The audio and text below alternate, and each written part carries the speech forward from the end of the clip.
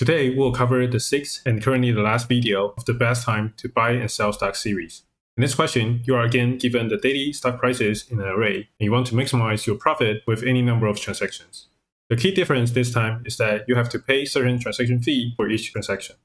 There are three constraints given. The length of the price array, the prices themselves, and the transaction fee are all within 5 times 10 to the fourth. For this question, I can think of two different solutions, one using dynamic programming and one using greedy algorithm. Naively, many people regard dynamic programming as a more difficult technique to learn and assume the word greedy implies easier solution and less lines of code. In fact, as the solutions we covered in other videos of the same series, it's very straightforward to figure out the recursive relationship using the dynamic programming solution, especially the top-down one. On the contrary, greedy algorithm requires strict proofs of the greedy property, which is usually a lot trickier to derive. For the DP solution, dynamic programming, it is basically the same as we covered in LeetCode 188 and 309. For statuses, we have n by 2 array, where n is the length of the prices array. And there are two statuses.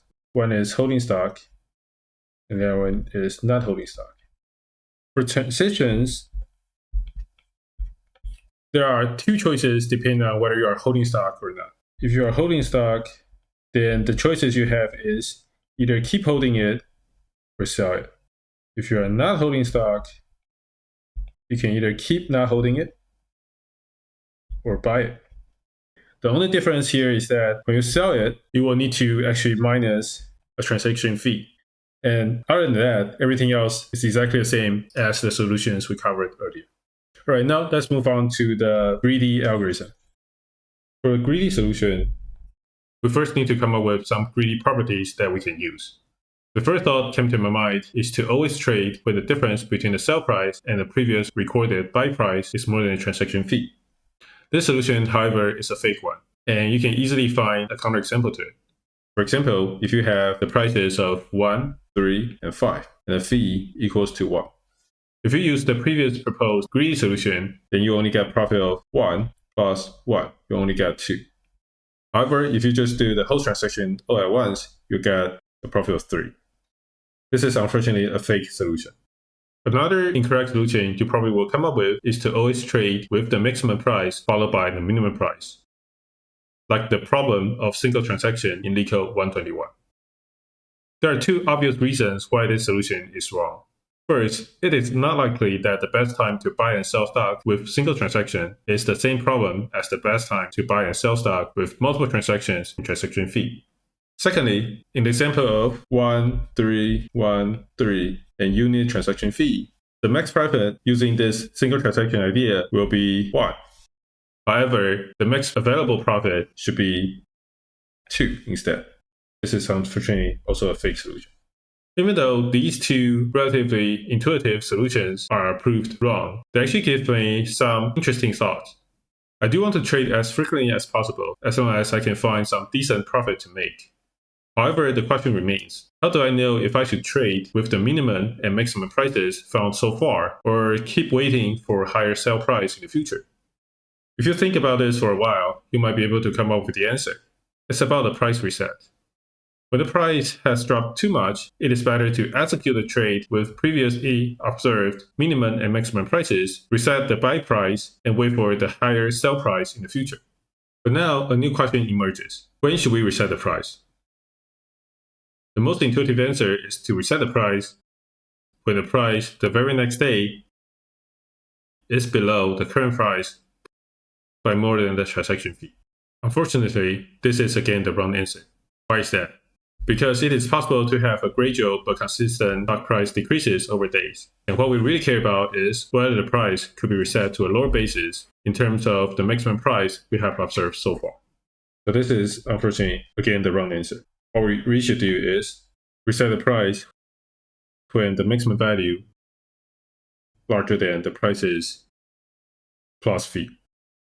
And later you'll realize that this check also conveniently resolves the issue that the minimum price might come after the maximum price.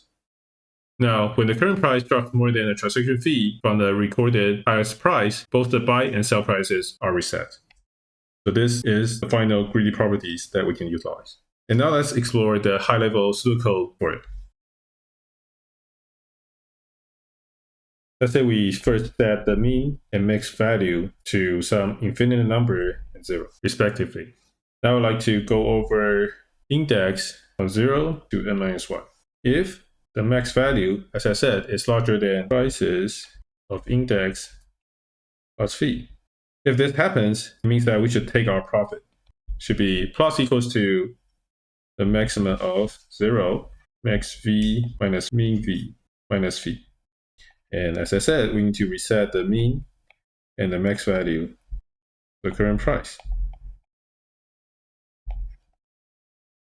Otherwise, we need to update the mean value.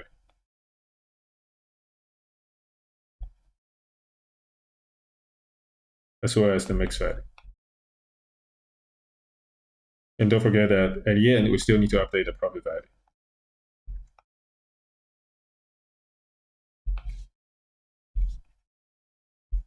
This is the algorithm that we'll need to implement in the implementation part. And now let's move on to it. The pseudocode we showed in the earlier video is very close to the real code we're writing now. I will first need to know the length of the array. I will also need to know accumulated net profit, which is now default to 0. In terms of the mean value and the maximum value, I'll default the mean value to a super large number. The median here is large enough because we know that the maximum price we'll get is only 5 times 10 to the 4th. And the max value, I would like to default it to the super small number so that we can update it with the real prices later. Now I would like to go through the array with the variable index. I'll first check if the maximum value I maintained so far is already larger than the current prices plus fee. If so, I would like to update the max profit by plus equals to the maximum of 0, max value minus mean value minus fee.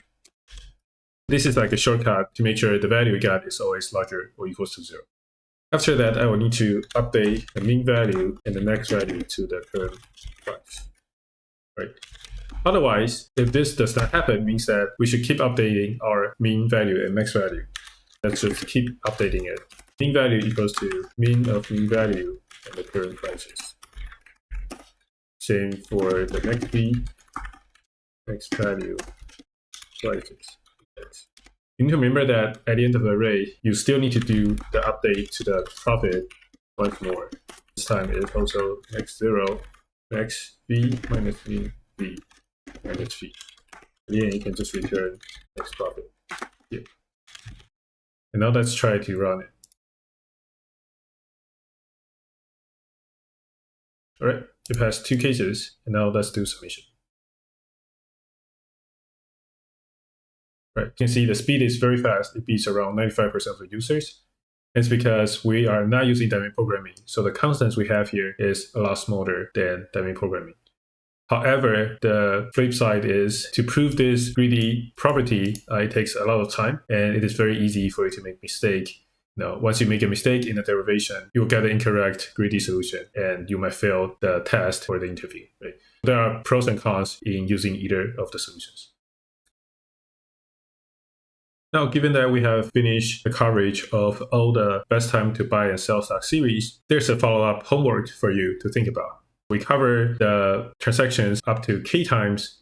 We cover the transaction with cooldown and with transaction fees.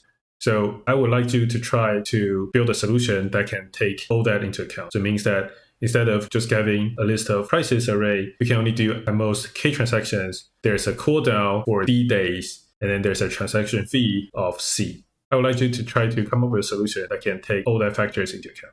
That's a follow-up homework for you. And I hope you like this video, and thank you for watching.